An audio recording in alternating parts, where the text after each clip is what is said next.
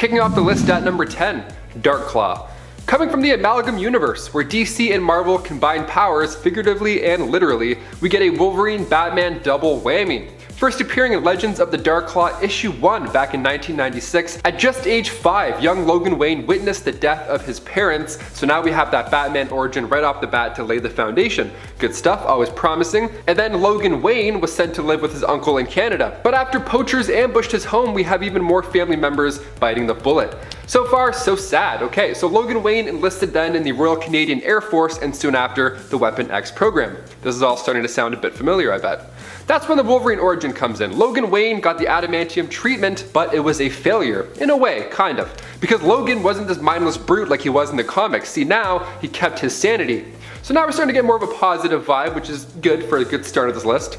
Afterwards, he was a free man, so he studied criminology, forensics, gymnastics, martial arts, anything he could get his hands on, including the 127 major styles of combat. That mixed with the claws, Logan Wayne is somebody I'd never want to cross paths with, either as Batman or just Wolverine. Either way, I'm like, no, you guys are both gonna kill me. And before we continue on with this list, if you want to go ahead and give this video a thumbs up, support our man Wolverine, he is Canadian, we are Canadian, only makes sense, really hit those thumbs up, you guys are the best. Let's get back to the list. Number 9, Wild Thing. For this one, we go over to the MC2 universe where Elektra married Wolverine and soon after came a child, of course. That daughter was named Rena Logan, and if that name doesn't ring a bell, she's also called Wild Thing.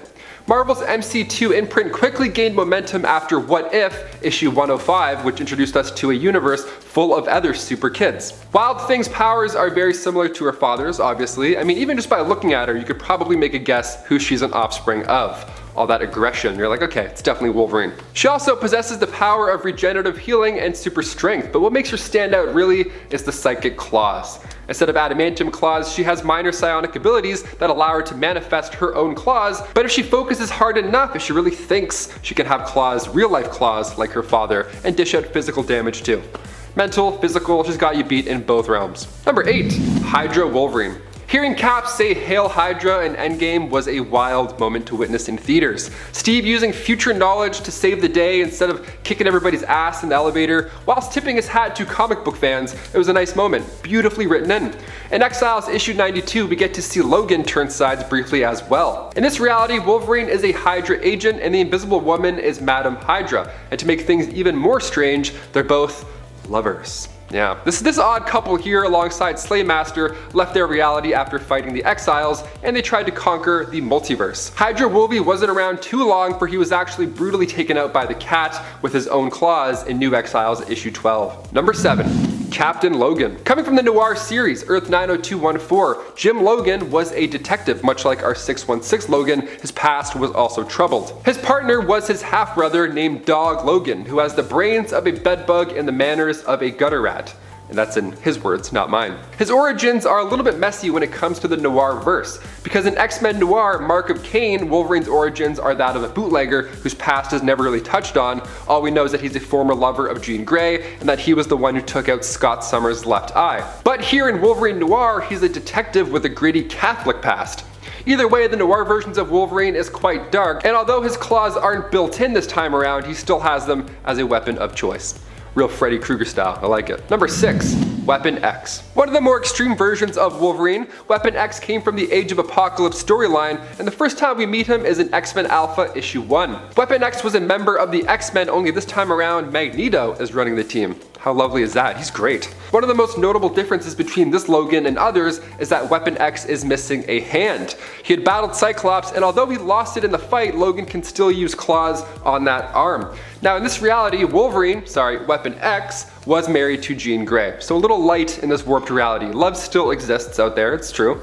He later on became Weapon Omega, aka the heir to Apocalypse, so it's really not that great. There's love, but there's also evil stuff. Number 5, Zombie Wolverine. We're just a day out from another episode of What If on Disney Plus, and we're all so excited, and I'll be honest, a little bit nervous because those zombie Avengers are still super powered and they're still on the way.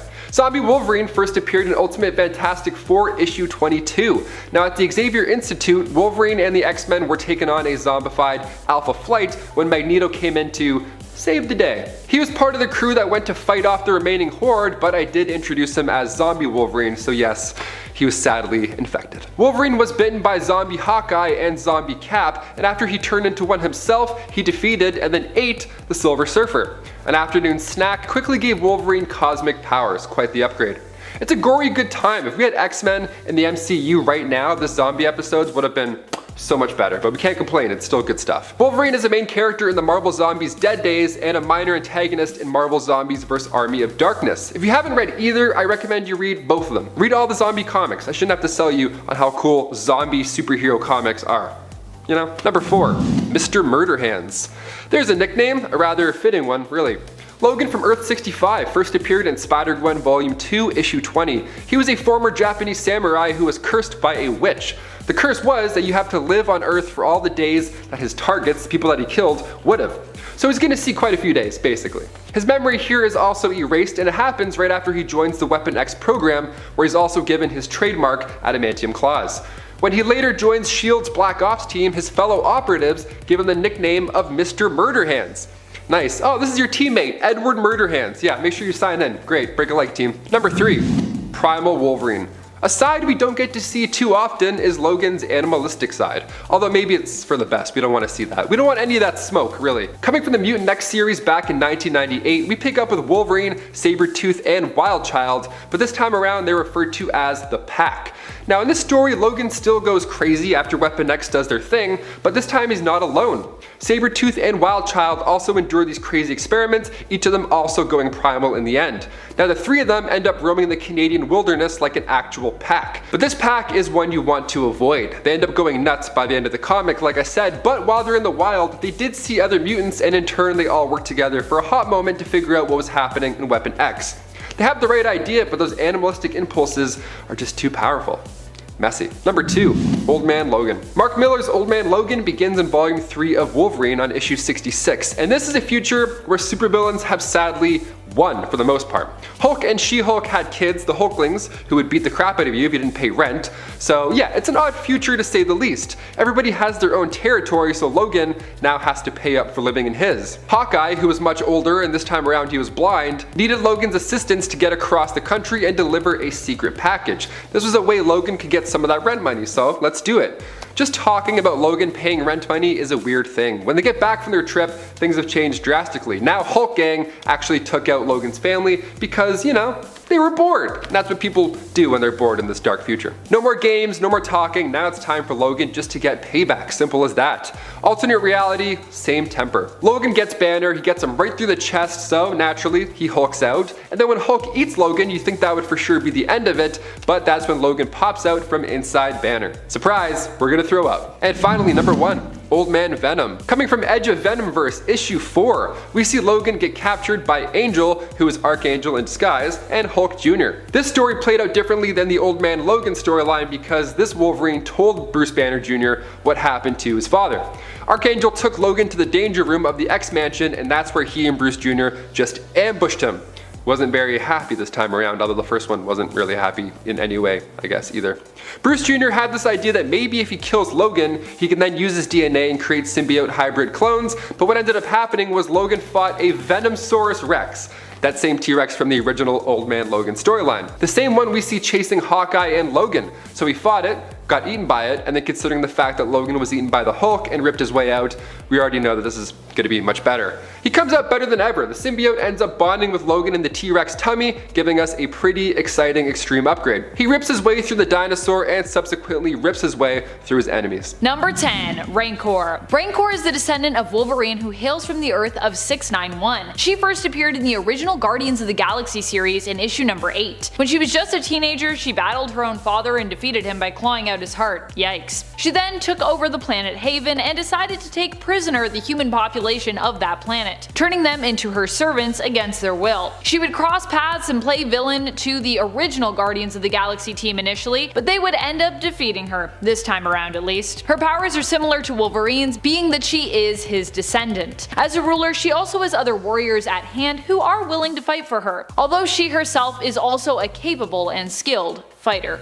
Number 9, Albert. Albert was an android created to destroy the real Wolverine by Donald Pierce. He came came from a kind of wacky time in comics and also worked with LCD, another android who resembled a little girl. Like I said, it was an interesting and strange time. In the end, both LCD and Albert would go rogue, deciding not to complete their mission as they developed their own free will and thought and decided they didn't want to die. In killing Wolverine, they likely would have been forced to self-destruct, which they just were not into. Albert the android has powers very similar to Wolverine, though he doesn't self-heal. But hey, he's an android, so he can be rebuilt or patched up in most cases if he's harmed. He also has the fighting prowess to almost match Wolverine of 616. Almost. And also possesses a genius level intellect. Supposedly. Number 8. Wolverine Earth 811. The Wolverine of Earth 811 is interesting as it has been implied that his powers, while similar to the version of Wolverine from Earth 616, could have actually just been a result of human evolution, with him potentially being a descendant of a small group of ancestors known as the Moon Clan, who hid when the Celestials first arrived at Earth, avoiding any of their genetic experimentation. Despite these potential origins, Wolverine was still considered a mutant when the Sentinels took over, as he hails from the reality of Earth 811. And of course, Earth 811 is the reality of the Days of Future Past. He was the Wolverine to help Magneto rescue Scarlet Witch, but unfortunately she died during that attempt, and Magneto ended up paralyzed from the waist down. Wolverine would go on to join the Resistance and become a leader among them, so he not only brings with him his own abilities, but influence over the resistant forces located on his Earth in his reality.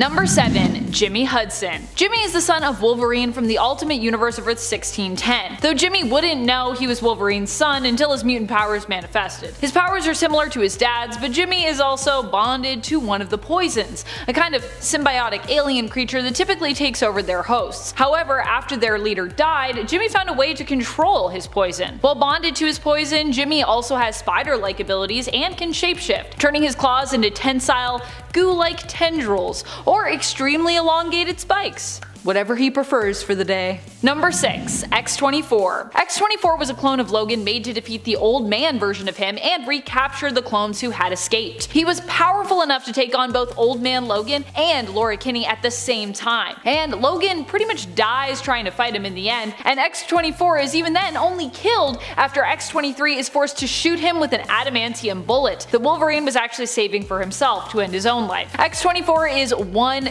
tough dude in this movie. He is a version of Logan whose rage is more tapped into and unleashed. What's more, he was engineered to be comparable to Logan in terms of his power level, but in peak physical condition. Considered to be like Wolverine, but as he was in his prime. Number 5. Gorgon. I always forget that Gorgon was also Wolverine, but him being one of Norman Osborn's dark recruits and carrying the mantle would definitely make him one of the most powerful alternate versions of Wolverine around, because Gorgon is a pretty powerful and deadly guy. Even if, as we learned during the Otherworld tournament in Ten of Swords, he isn't immune to the seduction of rock sirens. Gorgon is a masterful fighter and a powerful mutant who also has the ability to turn his opponents to stone, hence his name. Gorgon. He is a deadly force to be reckoned with, and I personally feel bad for all of the folks who have to challenge him whenever he's working security for the mutants of Krakoa. A lot of those people just are getting maimed left, right, and center.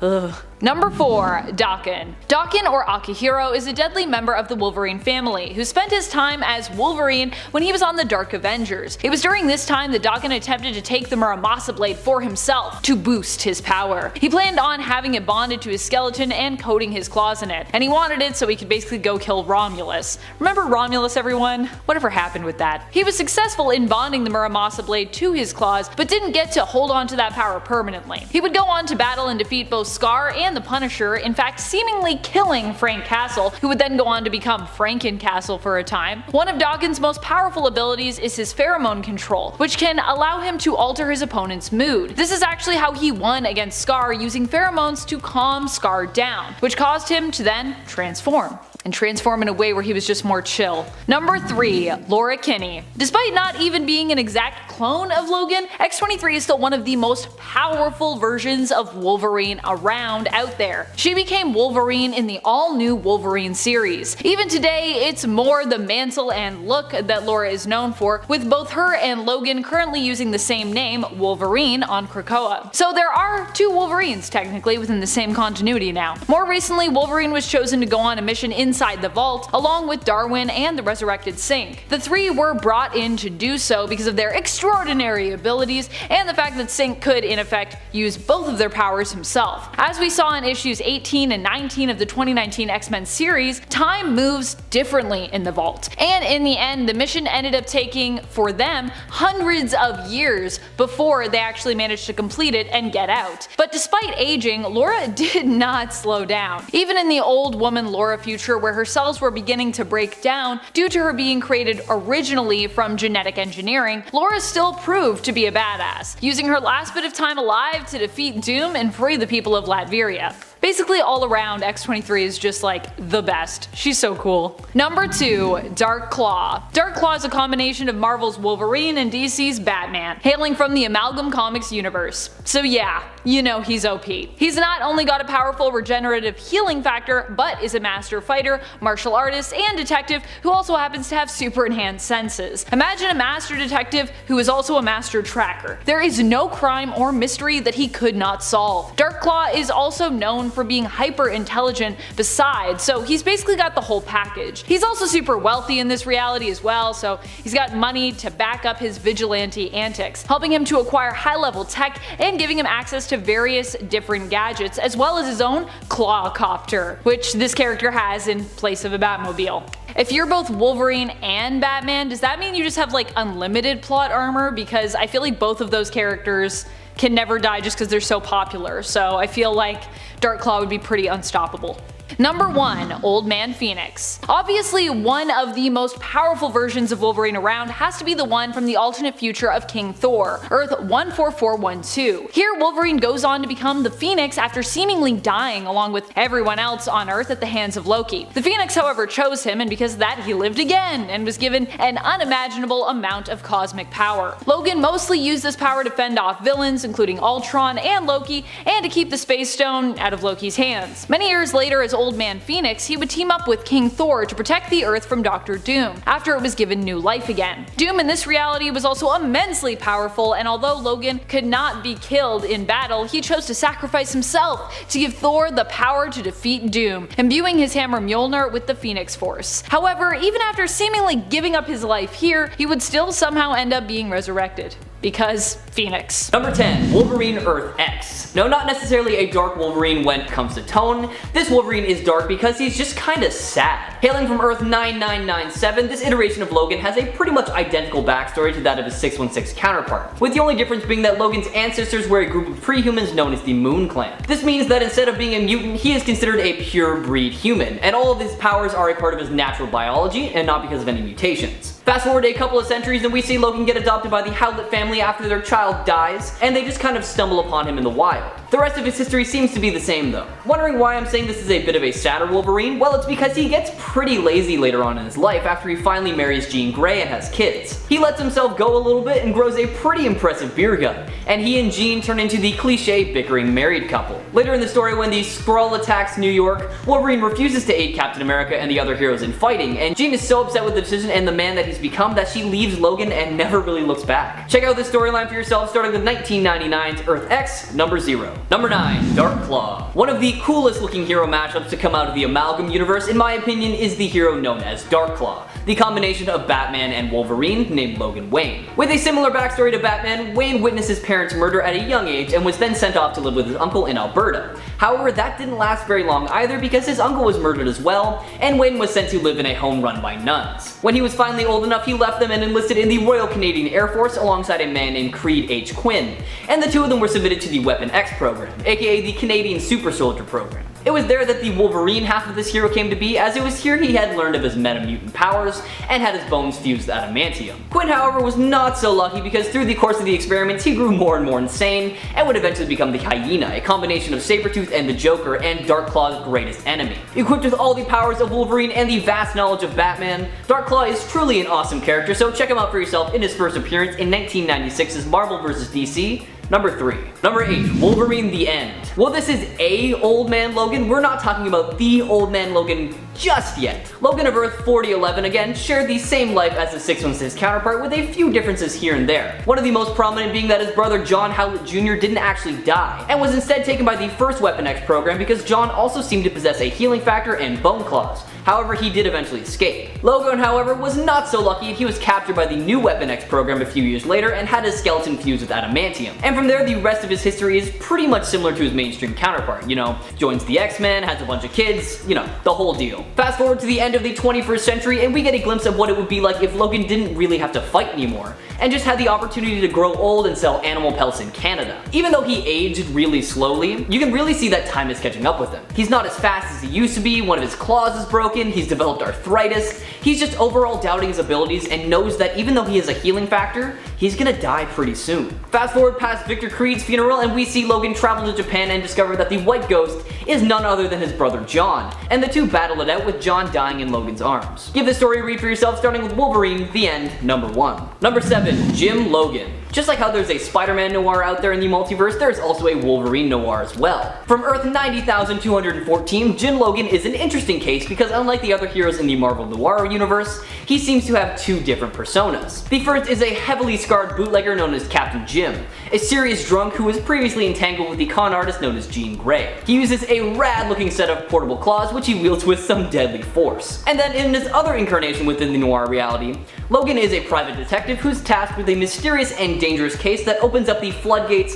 to his own dark past, who also seems to wield a set of claws for self-defense, although it's never really confirmed or denied if these two characters are in fact the same, or just two completely different people. Taking place in the Bowery of New York, Wolverine Noir takes Jim Logan on a dark, twisted adventure where he confronts demons of various kinds. There's also an air of mystery to Wolverine Noir, so we don't know who's who, but actions soon make facts very clear, especially when characters like Rose O'Hara and Victor Creed enter the fold. These merciless individuals take Jim Logan on a roller coaster ride that concludes with several of his friends' deaths and Logan having to deal with their losses. Check out Jim for yourself, starting with 2009's Wolverine Noir, number 1. Number 6. Daken.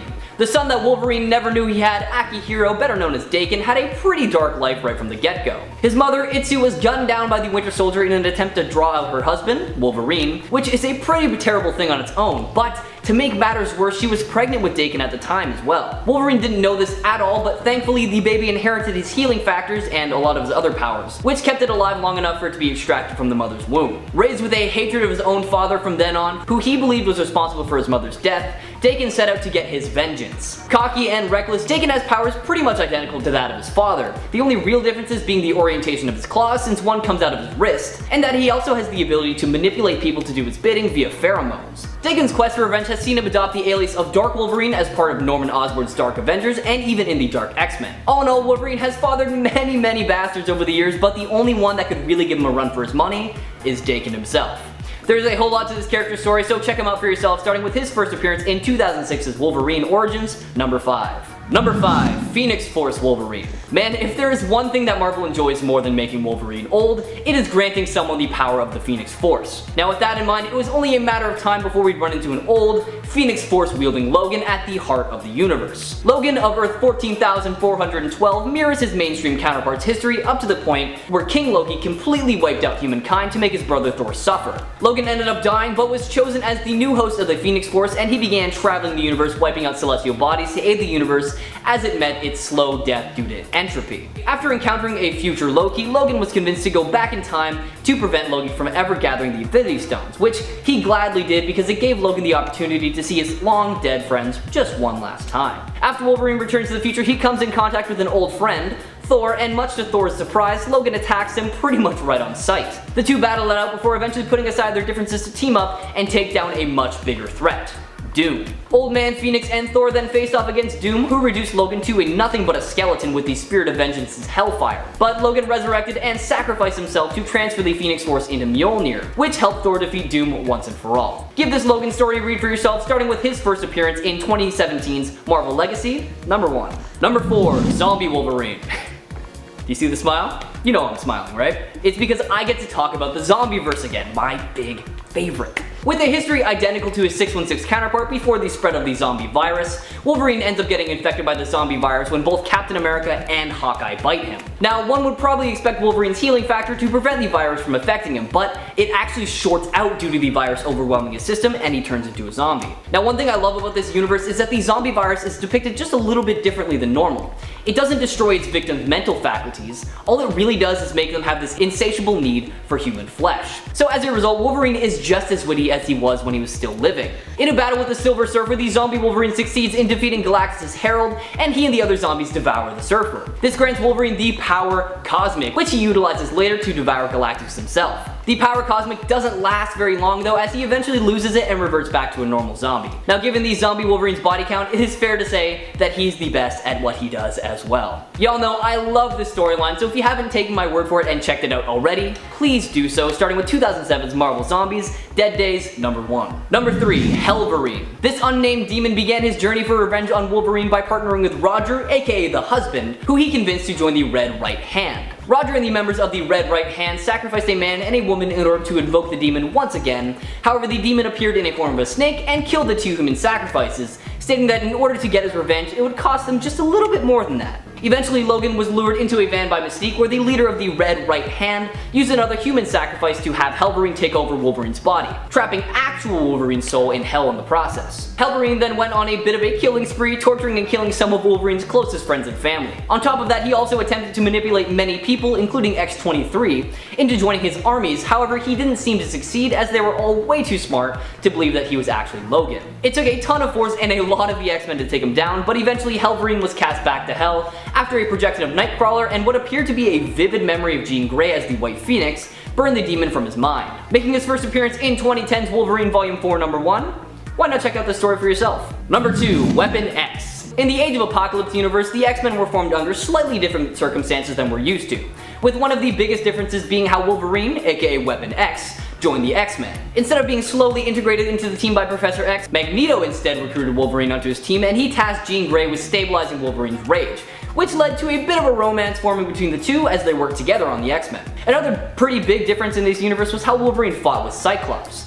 Now, their initial confrontation wasn't actually over Jean Grey like you might expect. It's actually because Cyclops was working for Apocalypse. When they encountered each other in Apocalypse Citadel, they battled it out, and Wolverine lost a hand while Cyclops lost an eye. He then capped that stump with a metal plate, which he later revealed to house his retractable claws. Fast forward a little bit and we see Weapon X turn from a noble warrior into a ruthless Weapon Omega after he learned that he had been betrayed and that his love Jean Grey had not perished, but had instead been abducted by Sinister. Not able to cope with this information, Logan allowed himself to be manipulated in order to save the planet, and the result of these manipulations was Weapon Omega. With this newfound power to rival that of Apocalypse, the strain proves too much for Wolverine and his mind completely broke, turning him into the heir of the monster he had once fought to slay. Check out 2006's Wolverine Origins #5 onwards if you want to know more. And number 1, Old Man Logan.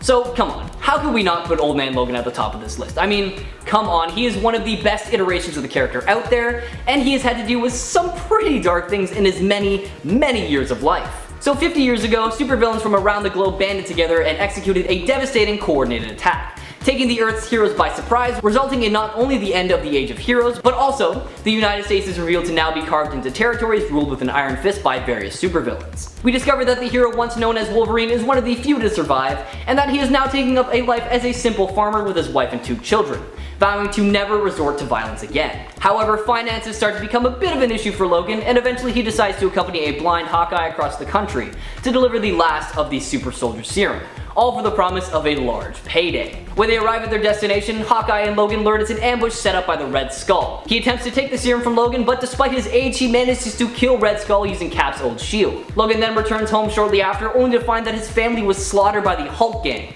and in a massive rage, he murders the entire Hulk gang, leaving only Bruce Banner Jr. alive. In at number 10, Marvel Mangaverse. The Marvel Mangaverse is incredibly cool. Set on Earth 2301, it came to be when the Light Giver, a living energy force, created sentient life in the universe. Now in this reality, things for mutants and the X-Men are at tad different. Rather than Charles Xavier being responsible for forming the X-Men, Logan is. His claws are different too. He's got one set of claws on his left hand shaped like katanas and presumably made of adamantium, while on his right hand the claws are made of red energy, similar to Cyclops' optic beams. They kind of look like lightsabers. Many have noticed that aesthetically his outfit looks a whole lot like Vegeta's from Dragon Ball Z, which some believe may be an homage to the character considering this is, in fact, the Mangaverse. Anyway, it's hinted too that the reason why one of Wolverine's claws is made of energy is because Cyclops, his brother in this reality, cost him his right hand, and he cost Cyclops one of his eyes. Moving on to number 9, Earth 92131. So this one might really hit that whole subjective nail right on the head. Anyone who grew up in the 90s though might fully agree that this version of Wolverine from Earth 92131, the X-Men animated series, should definitely be on this list. To many X-Men fans, this was their introduction to the world of mutants, and in some cases to Marvel. Voiced by Cathal J. Dodd, this Wolverine has become absolutely iconic, from his costume to his gruff, raspy voice.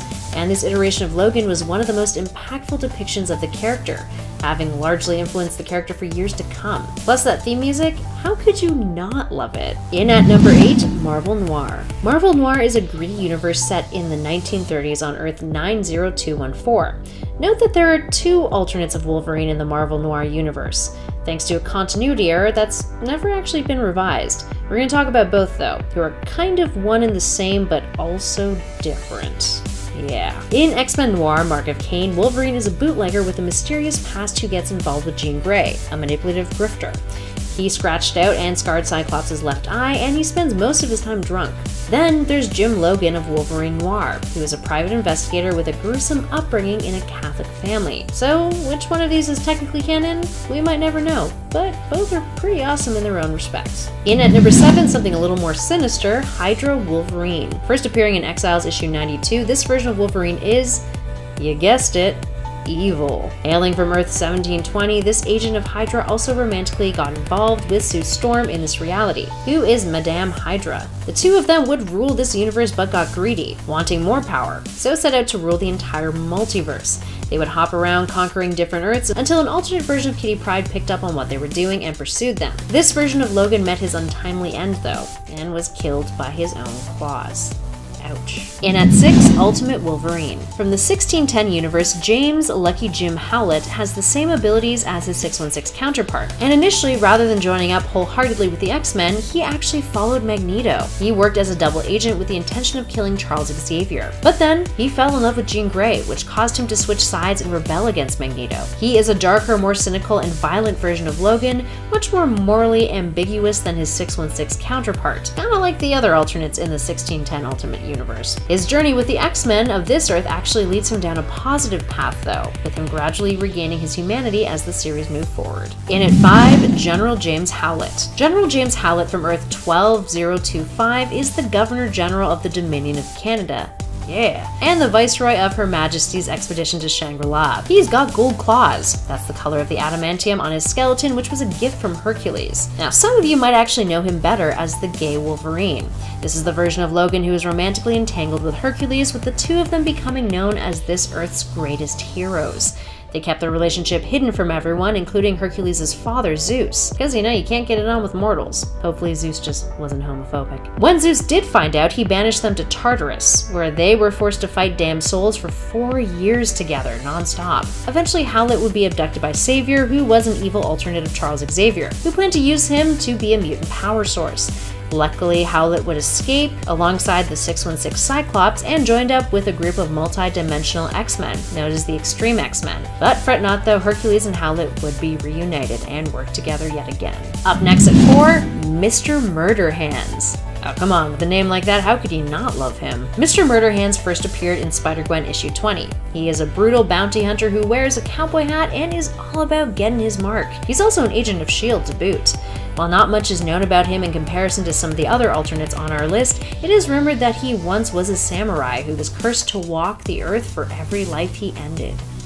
Yikes. And at number 3, Age of Apocalypse. Hailing from Earth 295, better known as the Age of Apocalypse timeline, this Wolverine is referred to as Weapon X. Like some of our other variants on this list, he's lost one of his hands thanks to Cyclops. Except, there's no laser claw replacement here. Instead, he just uses the claws on his other hand. He's also married to Jean Grey in this reality. Yay! In later stories in this timeline, he would become Weapon Omega, a self-proclaimed heir of Apocalypse who was augmented by Celestials, becoming a villainous force that would eventually have to be stopped by Jean Grey herself. Up next, number 2, Old Man Logan. Old Man Logan is James Howlett of Earth 807128 from the Old Man Logan series. Now his story begins on a fateful night when there was a supervillain uprising, in which all the villains took down all of the heroes. Mysterio was forced to create an illusion, making Logan believe that the X-Mansion was filled with supervillains. Logan went on a rampage, killed all of them, and when the illusion was lifted, realized that he had slaughtered his fellow X-Men. He ran into the woods, stricken with grief.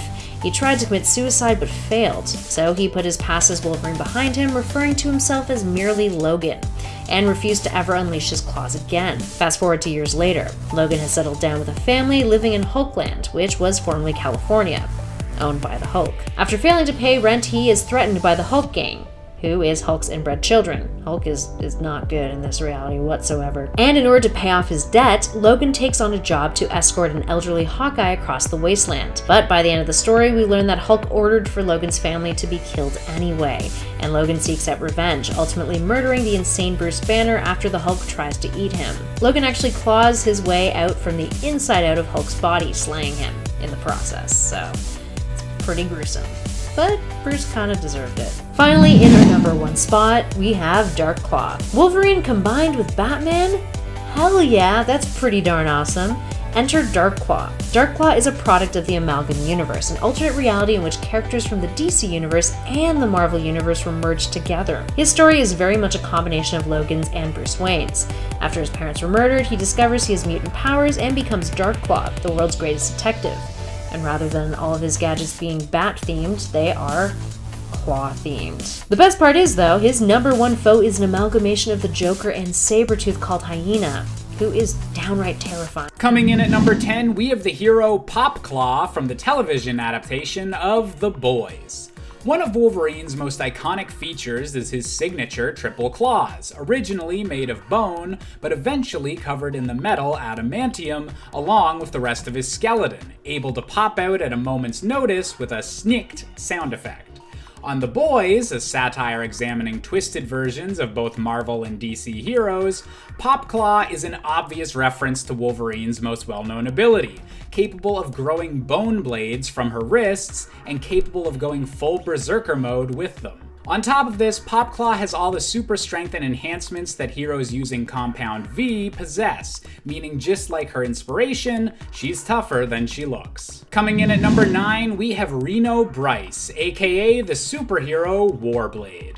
Originating in the Image Comics series known as Wildcats, this superhero team was very obviously inspired by the popularity of the X-Men of the time, especially considering its now independent creators had a lot of history with the X-Men franchise. And given Wolverine's level of fame, it was a given that one of the members of this new superhero team would be similar, and that hero was Warblade. Armed with liquid metal armor that he frequently used to create Wolverine-like claws as the result of having his body tampered with by the Cyberdata company, Warblade was every 90s superhero turned up to 11, creating a violent and green-haired metallic killer that even Wolverine might ask to tone it down a notch. Coming in at number 8, we have Clayton Cortez, aka Weapon H. When Clayton Cortez was just a regular Marine, he fought back against corrupt orders from the Roxxon Corporation, and thus was captured and sold to the same Weapon X program that had grafted adamantium onto Wolverine's skeleton. Attempting to improve upon that original experiment to create the ultimate mutant killer, Weapon H was intended to have all the benefits of Wolverine with the pure strength of a gamma-powered creature, a radioactive ripoff of Weapon X. Eventually escaping from his confinement and still possessing enough of his memory to avoid becoming a monster, Weapon H continued to use his gamma and adamantium-infused strength to fight back against the Roxxon Corporation and their creations, becoming yet another anti-hero in the Marvel Universe with a penchant for stabbing people with their claws. Coming in at number 7, we've got a bit of a detour to the land of video games with Slash Man from the Super Nintendo classic Mega Man 7. As I've already mentioned, Wolverine and the X-Men were huge in the 90s, and their popularity can be seen in references even in Japanese video games of the era. One of the biggest examples is Slash Man from Mega Man 7, one of the primary boss characters that wields a familiar-looking triple claw alongside some rather obvious robot sideburns. Furthermore, his level in the game takes place in a jungle, highlighting a connection to beasts, and with dinosaur enemies that could even be a reference to Marvel's Savage Land. Slash Man is an intense boss fight that definitely feels like you're fighting with an angry X-Men. Coming in at number 6, we've got the villain Deadlock from the Youngblood comic series. If you take one look at this guy, you can obviously see exactly who inspired him. He's practically just a Canadian flag-colored version of Wolverine's most iconic costume. While Deadlock does have some features that allow him to stand apart, such as his beast-like fighting style being due to the fact he's part vampire rather than a mutant, at the end of the day, he's a pretty blatant example of a slightly edgier Wolverine, but without even a completely new design to go along with it. Just a bit of a palette swap. So honestly, if these two wound up meeting in a fight, I'd probably have to put my money on Wolverine. Coming in at number 5, we have Rosabelle Mendez, aka Pantha. Introduced as a new member of the Teen Titans during a period where the X-Men had just recently overtaken the Teen Titans in sales, Pantha was a blue and yellow wearing berserker with anger issues and a mysterious past, complicated by a secret government organization experimenting on her. Sound familiar at all? And while Pantha was a powerful addition to the team for the 90s and early 2000s, she's one of the few comic book heroes that died during a major event and then never got resurrected, meaning maybe DC realized her backstory was just a little too similar to everyone's favorite Canadian berserker. Coming in at number 4, we have Killrazer from the Image comic series Cyberforce. Many of these 90s ripoffs of Wolverine were all focused around the idea of being even more extreme and edgier than the already extreme and edgy Marvel comics of the 90s, and few characters show this exaggeration more clearly than Killrazer. Whereas Wolverine is iconic for being able to grow 3 blades from his hands, Killrazer can literally grow blades from anywhere, his entire body covered with scars from the frequent surprise attacks he's utilized over the years. As a mute character, Killrazer was never really developed much beyond his debut appearance, but still goes to show just how over the top these 90s characters could get. And speaking of extreme characters, coming in at number 3, we have Lobo from DC Comics. Originally introduced as a villain in the Omega Men during the 80s, Lobo wouldn't achieve notoriety until the 90s when his character design began to be used as a parody of the rise in extreme characters at the time, with Wolverine specifically mentioned as a primary influence. Lobo wound up being embraced by fans both as a parody and as a genuine dark and gritty anti-hero, and while he's definitely been fleshed out in the decades since to be completely standalone, his love of cigars will always keep him with at least some ties to the original Wolverine. Coming in at number 2, we've got another character from Cyberforce with the infamous Ripclaw. With the Cyberforce team originally having been planned to be written as a spin-off of the X-Men and X-Force books of the 90s, it makes sense that some members of this independent super team would be similar to some of the X-Men, but Ripclaw's comparisons to Wolverine really take the cake. With indestructible claws, frequent uses of berserker rage, and a mysterious backstory, Ripclaw for the most part is just a not copyright infringing clone of Wolverine. However, Ripclaw has since gone on to be an example of a prominent early Native American superhero, with stories focusing more on his unique heritage and ensuring that Ripclaw can be known for something more than just a Wolverine ripoff. And finally, coming in at our top spot, we have Daken, the son of Wolverine. Named after the Japanese term for Daken is the tragic child that Wolverine never knew about, his mother being murdered before Wolverine even knew he had a son. Cut from his mother's body by the Winter Soldier, Daken was raised to hate his father, and in their very first encounter, slashed open his stomach and left him to bleed to death. Being similar to your father isn't enough to make someone a ripoff, however, and that aspect of Daken came when he deliberately chose to be a replacement for his father on Norman Osborn's Dark Avengers team, taking on his father's Wolverine name, but putting his own deadly spin on it. In this case, ripping off Wolverine was totally intentional, and that's why Daken ranks at the top of this list. Number 10, Origins. Why not start at the beginning? Let's do it. Ultimate James Howlett first appeared in Ultimate X-Men issue 1 back in 2001. Now his combat days began as a paratrooper for the Canadian Army during World War II. He was part of the invasion of Sicily, and funny enough, that's actually where he met Private Nick Fury and Private Fisk. Now Fisk got hit by a bullet, and then the three of them were all taken away. They were captured, even though James was from a different unit. He was from Canada. He just got roped into it. So that's where they all got put into the Weapon X complex and were under experimentation by Dr. Abraham Cornelius. Now luckily, James got out of there. The other two though, they were tested on to become this new Captain America. They were the test subjects of the new serum. But if you want to hear more of that Ultimate side, check out one of our playlists. We explain quite a bit of it. So yeah, in the Ultimates, Nick Fury is a super soldier. How cool is that? But Wolverine got out of there. He didn't want to be part of it. Well, he kind of got out of there. He got really, really close until a stray bullet hit him last second, and then everybody was in shock as he healed himself.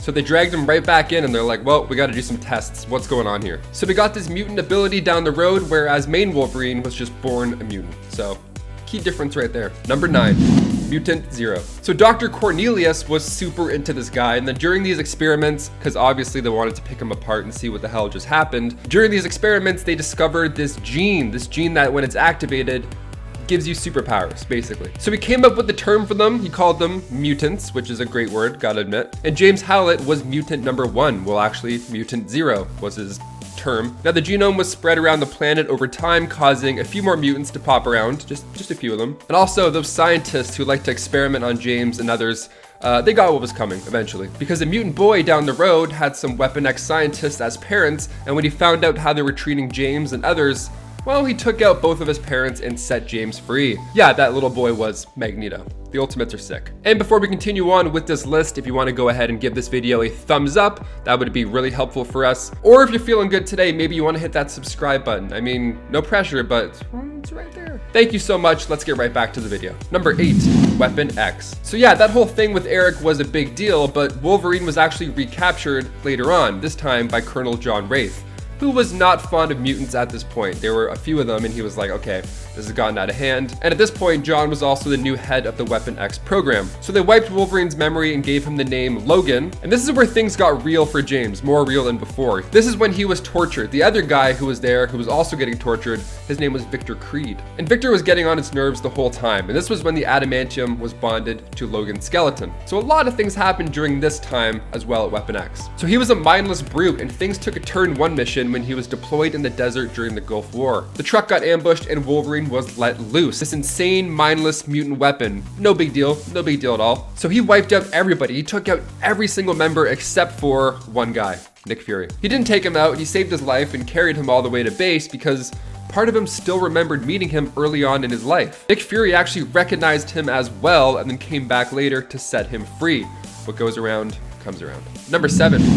Brotherhood of Mutant Supremacy. So Magneto, of course, becomes an evil ruler in this universe as well, and he and Charles once shared a dream about creating a safe haven for mutants called the Savage Land. But a few arguments later and a pole in the spine, and now Charles is in a wheelchair, they're not talking anymore. So now Magneto is full-on villain, and he creates this Brotherhood of Mutant Supremacy, and his first idea was to recruit Wolverine and attack the Pentagon. And that Savage Land ends up becoming the new evil headquarters, not a paradise. So Magneto wanted to take out Charles for good this time, not just paralyze him. He wanted him gone, so he sent Wolverine to get the job done. So Wolverine was undercover the entire time. Quicksilver actually almost blew it at one point, but Wolverine came through and impressed the X-Men. Number 6, joining the X-Men. So while he was in deep cover, Wolverine sparked up a romance with Jean Grey. Now he wanted to seal the deal, really make it look believable, so he went on with this fake romance. Thing is, Wolverine actually fell in love with her. Oops. Now Scott, aka Cyclops, was a little upset during this, and Magneto actually wanted Scott to be with Wanda. But Scott had other ideas. But Scott was actually undercover as well, so he was on the bad team and then Wolverine was on the good team. It was basically The Departed, but you know, superheroes instead. The Jean and Wolverine affair gave Scott a reason to go and talk shop with Magneto. So he went in and then found out this plan, which was to wipe out Washington with Sentinels, and then the X-Men intervened and saved the president, who was naked at this time, just, you know, because sure. And this is when Wolverine fully becomes an X-Men. He attacks Magneto, with Quicksilver even removing Magneto's helmet to make it easier for him. So everybody came around and joined the good team, which is great. And then a page later, Wolverine is now in his new, much cozier home. And their first mission as a new X-Men team with Wolverine was to head back to Weapon X as a team to get some answers. Number 5, jealousy. Now this Wolverine gets pretty jealous as well. He takes things to a new height when he discovers that Jean Grey truly loves Cyclops. So Logan now wasn't a fan of Cyclops. There was this deep rift growing between them. So Charles was like, hey guys, why don't you both go to Savage Land together and work it out? You know, as dudes, a couple dudes working it out. You can talk, throw rocks, whatever. They did not work it out. They got into a huge fight, and what happened really was Wolverine let Cyclops fall to his death in order to get Jean back. Cyclops survived because, you know, of course he did, and he exposed Wolverine to the crew, but Cyclops didn't blast him with his visions. No, he just blasted him with words. So he let Wolverine stay on the team, and this whole time Wolverine just sat and felt guilt. He was like, damn, maybe I am not a good friend after all. Interesting. He started to become a leader and he let his past self die. He became a role model for the younger X-Men like Rogue, and then he ended up becoming pretty good friends with Cyclops, even though, you know, he threw him off a cliff and all. Number 4, Sabertooth. So yeah, maybe you're wondering what ended up happening with that other insane guy, Victor. Well, when the team first went back to Weapon X, they came across Wraith and Sabertooth. Now, Sabertooth did one of the worst things ever at this point. He burned the files on Wolverine, literally just destroying his past right in front of him. And this leads them to their first violent conflict. They go back and forth, throwing each other into trees, and Sabertooth thinks that he's got him at one point. He's got him underwater, so he's holding Wolverine's head underwater, and he's questioning how exactly a healing factor will fix a suffocated brain, which is a great question. He's like, oh yeah, you hear that popping in your nose? That's your brain cells exploding. Now, it's cool, except Wolverine's underwater this whole time. He probably didn't hear any of this monologue, but it's still cool. But Wolverine's got that healing factor, which is probably stronger than we think. Number 3, healing factor. Ultimate Wolverine has been known to have a weaker healing factor than our 616 Wolverine, but it's kind of his main thing. I mean, Ultimate Wolverine can regenerate his body tissue so well that at one point, believe it or not, Wolverine was stuck under an iceberg, and the only way he survived was to bank on that healing factor, and he ate himself. The dude ate his arms, like he ate his body. It's like 127 hours, only, you know, he's fine. He just has to eat good. He ate strips of his own arm because he had to. I mean, he can grow it back, so it's not too horrible. No, that's still pretty horrible, actually, now that I think of it. Superheroes are wild because this opens up the meat dimension theory, which is just a blast. If you haven't heard of it, I strongly recommend you Google it after this. All this regeneration, where does the meat come from? Where does it go? Can he eat forever? What's going on? Question for you guys, if you could regenerate your cells and you were stuck, would you do it? Would you eat yourself? Let us know in the comments. That's a weird thing. Let us know in the comments though. I'm still curious. Number 2, Adaptable. In Ultimate Wolverine vs. Hulk, it was said that Wolverine's power might be the survival ability. It's like his main thing. Because at one point his head gets clean off his body. It's just taken off, but he's still alive. And Nick Fury makes a good point here. He's like, well, if it was a healing factor, he would still be dead right about now, because it's just his head. It still doesn't make any sense. But Ultimate Wolverine's head was alive and well. Now, without his lungs, he should not be able to breathe, but he adapted and started breathing through his skin. So he's adaptable in the most ultimate way. Number 1, combat. So the way he's able to fight off Sabertooth after being held underwater is just by going right in between the legs. He fights dirty, claws are out, he's doing what he has to be done. Wolverine says, hey, at least I have enough brain cells left to cover my family jewels in a fight. And I gotta tell you, that's a great call. Also, that's a great sentence to say right before you toss somebody off a cliff. This guy loves tossing people off cliffs, eh? Wow. So the ultimate combat is a bit more dirty, a little more rough than his 616 counterpart, I'd say. But that's because he kind of has to be, because his healing factor isn't as strong as a 616, And even his adamantium skeleton is not that helpful. Adamantium is weaker in the Ultimate Universe, fun fact. But even so, one time Magneto ripped his skeleton out of his skin and Wolverine had to regrow his entire body back. That's the most painful thing I can imagine. I still don't want that to happen, healing or not. I would fight dirty even if my bones were made of adamantium and even if my skin still came back out of nowhere. Because pain is still pain, and I don't want any of that pain. No, no siree. Number 10, Ren Duren. Ren Duren, which sounds kinda like Duran Duran but isn't, is Logan's daughter from an alternate universe. Her mother was a sorceress known as Sylvie Darkness, and she grew up in a family with a strong lineage of magic users. She herself has both a healing factor and magical abilities, which allow her to open portals. Her bone claws seem to also be imbued with mystical energy as they glow. Ren made her first full appearance in 2019's Marvel Comics Presents issue number 5. Number 9, Shadow Stalker. Are you ready for the mongrels? Cause they are coming! Coming for Wolverine's head, that is. The mongrels were a group of Wolverine's children who all kinda had a personal vendetta against him, many of them being abandoned by him. They were convinced by Daken to become a group known as the Mongrels, who were trained by the Red Right Hand to become assassins and take on Wolverine. Shadow Stalker was one member of the Mongrels who didn't even get a name. We also don't know who her mother was, but she had a very interesting look when it came to her costume, sporting a weird mask with flail-like hair tendrils, like a flail ponytail. Pony flails. Cannonfoot. Cannonfoot was another mongrel. Once again, we do not know his name or the name of his mother, but Dakin also found him and brought him into the fold. His abilities we know to be closer to Wolverine's, giving him an animal-like instinct, superhuman strength, speed, and agility. He also appears to have claws on his toes and fingers, similar to Sabertooth. Sophist. All we think we know is that Sophist is likely Mexican. He is also a member of the Mongrels. Once again, we do not know his mother's name or his name. We know that he wears a luchador mask and enjoys shouting out battle cries in Spanish though. He often fought with a chainsaw strapped to his arm, hence his mantle of Sophist. Gunhawk. Gunhawk became the leader of the Mongrels. He actually got a name, and so did his mother. Yay! His name is William Downing, and his mother was Dolores Downing. She is believed to be a Canadian woman, though the story of her and Logan's relationship still remains pretty unknown.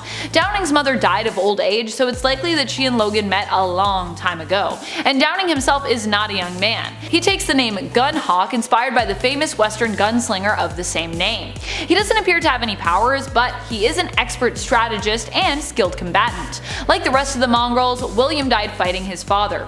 Wolverine gave them the option to surrender, but they refused. Later on, Wolverine would discover that the team was composed solely of his children and buried them feeling great sorrow and remorse for being made to kill them. Wolverine just has such a tragic story. Everything that happens to him is terrible. Number 5, Emiko. Emiko is the adopted daughter of Wolverine. She first appeared in Uncanny X-Men issue 181, where her mother was killed when a dragon from Battleworld rampaged through Tokyo. True story.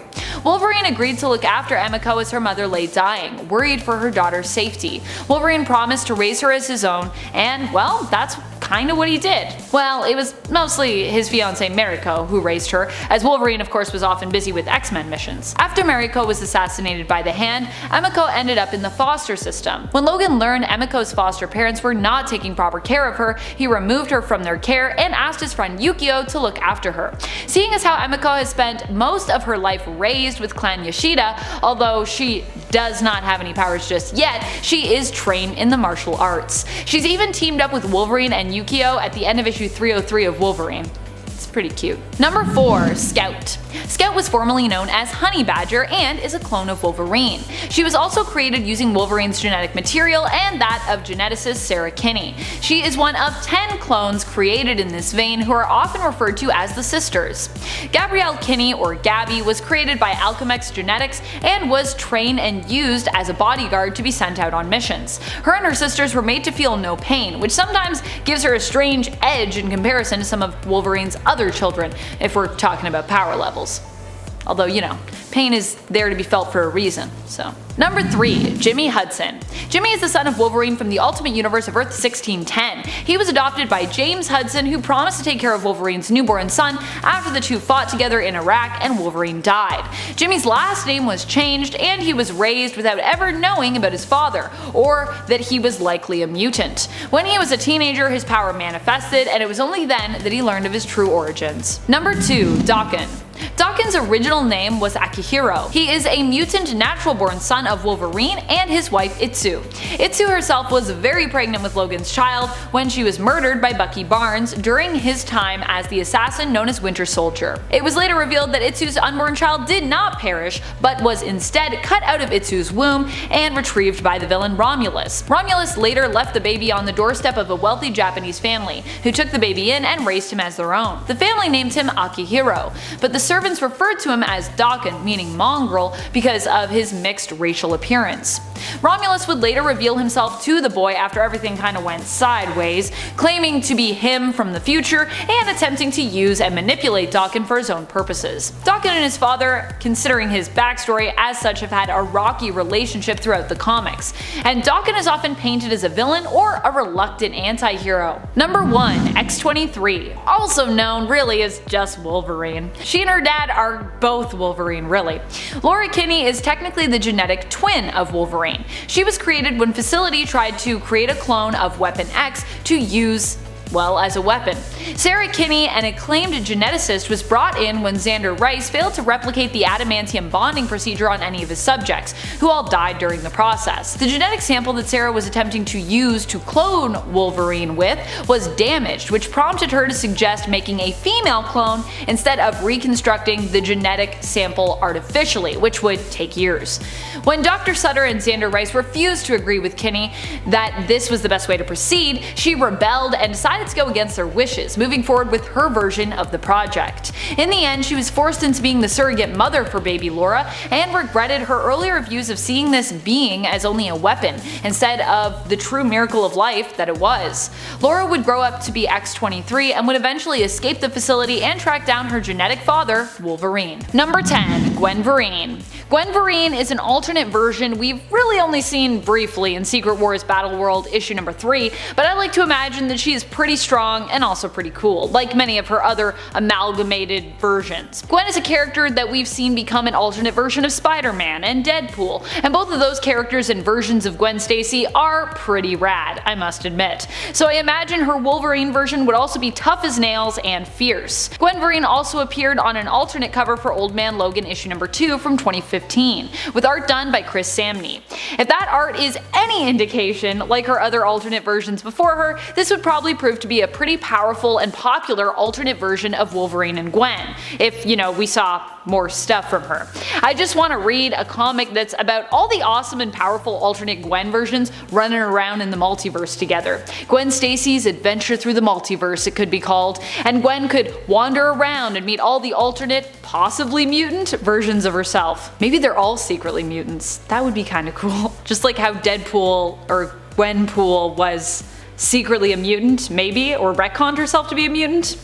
I love that, it's so weird. Number 9. Poison Wolverine. Poison Wolverine is the assimilated version of Wolverine from Earth 22186, who became bonded to a poison. Poisons are basically like symbiotes, except symbiotes are kind of their own thing over at Marvel, so I guess imagine a symbiote, but it's like a different symbiotic alien race. So not a symbiote, and kind of pointy and sharpy instead. Are you with me at all? The poison that bonded to Wolverine and took him over would have his powers and would also be able to use his biomass to shapeshift and give itself extra appendages or tentacles as needed. So this is a version of Wolverine who isn't in control as much, but does still have powers, plus can also shapeshift. Sadly, this version of the character did perish, not because it was defeated per se, but because the head of its hive, the Poison Queen, was vanquished. That's how it works for the poisons. Your queen is vanquished, you're dead. Number 8.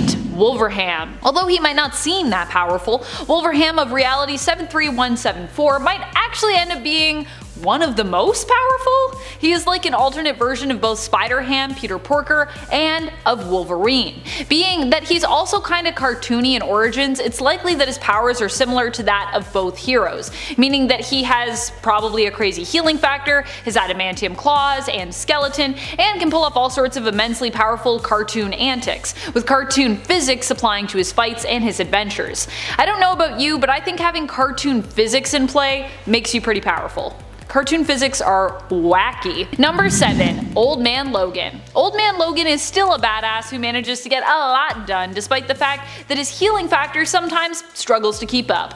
In his old age, his healing factor is slowed down when we first get into Logan's future adventures in the post-apocalyptic wasteland that was once Earth. However, much more later down the line, his healing factor finally picks back up again. At this time, Logan no longer goes by the name Wolverine at all and is instead known as the Hooded Man. So this version of him is kind of weaker, but also kind of the same.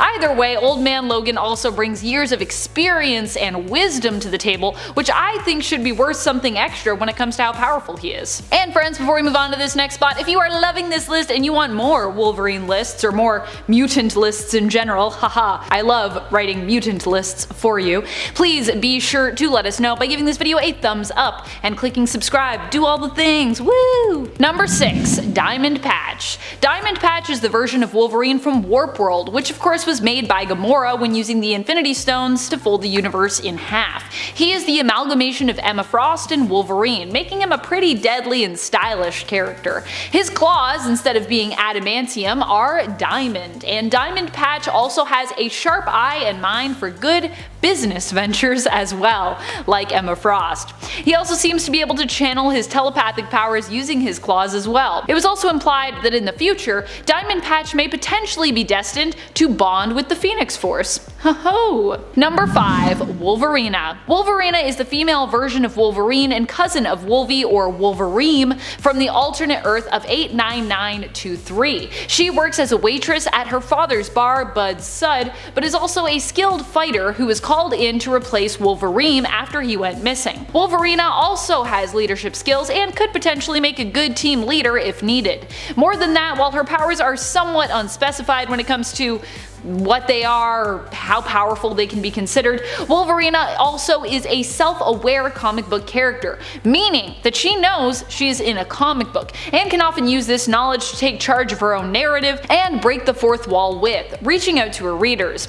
I think having that kind of power can be pretty potent in comics, which is why she makes the cut for our most powerful Part 2 list. And she didn't do too bad, she's about halfway up, so pretty impressive. Number 4. Weapon X. Weapon X comes to us from the Age of Apocalypse universe of Earth 295. Weapon X has powers similar to his Earth 616 counterpart, but his feral rages are more intense in comparison, and he initially requires Jean's assistance to calm those rages down, which was what brought the two together romantically. It would be in a fight with Cyclops when he made his way to try and save Jean Grey from Sinister that he'd lose his hand, while also taking one of Cyclops' eyes in exchange during the battle. A hand for an eye, an eye for a hand. That seems pretty fair, I guess. Weapon X would later go on, despite being maimed, to become even more powerful, possibly one of the most powerful alternate versions of the character, when he surprised everyone and ended up becoming Apocalypse's heir after his defeat and the return of the Celestials.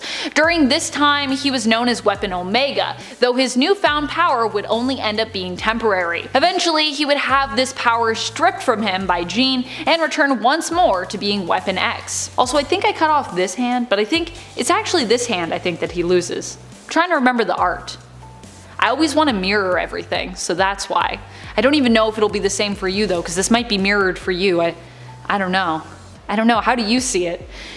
Aren't cameras weird in the way that we see images? Isn't that all weird when you think about it? Anyways, the fact that we see images and we flip them with our eyes, and it's all freaky. Number 3. Earth 10005. This is the Wolverine that belongs to Fox's Mutantverse, played by Hugh Jackman. In this reality, Wolverine was one of the strongest mutants around, being the only one that Kitty was able to send back in time in Days of Future Past, and the only one who was able to put a stop to Dark Phoenix when it had taken over Jean Grey, corrupting her in X-Men Last Stand. Due to his healing factor, Logan was able to walk right up to Jean while everyone else was pretty much getting turned to dust around him. He pressed forward, struggling to reach her, and then used the awesome power of his love for her to calm Dark Phoenix down enough for him to be able to kill her with his claws, bringing Jean back but also killing both her and the Phoenix. Really sad. That's some pretty powerful healing factor, and some pretty powerful love factor as well. Number 2. Governor General Howlett. The version of Wolverine from Earth 12025 is James Howlett, and he's not just a hero but also holds the position of Governor General to the Queen of England for Canada. For those who might not be aware, the Governor General position in Canada acts as basically the go-between for Canada and the Queen or the Crown. They act on behalf of the Crown, and a few other nations actually also have this position. Typically nations who were granted independence from the British, as opposed to having fought against the British to free themselves from British rule, have this position. James Howlett of Earth 12025 not only was known as Governor General, but he's also known for having an adamantine laced skeleton, which is actually different from adamantium, so if you thought I was saying that wrong, I'm not, it's a different thing. This, instead, is a mythical type of metal belonging to the gods. This grants James an extra layer of protection on both a mystical and godlike level, which means it's very hard to mess with James in any way. James also travels and adventures when he can with his romantic partner Hercules, which means if you mess with him, you likely also have to fight Hercules as well. Both this number and number 3 actually both have the power of love. The power of love. Number 1. Weapon Hex. Weapon Hex comes to us from Warp World, which was created by Gamora when she folded the universe in half. Doing so caused all the souls of that universe, of course, to merge together, as we talked about with Diamond Patch, creating combined beings such as Weapon Hex, who is a combination of both Laura Kinney's X-23, aka Wolverine, and Scarlet Witch. She, as such, has the combined powers of both of these heroes, making her pretty OP, possibly even more OP than Amalgam's Darkclaw, though she doesn't have quite as much plot armor most likely. Then again, with those two power sets, she wouldn't really need plot armor.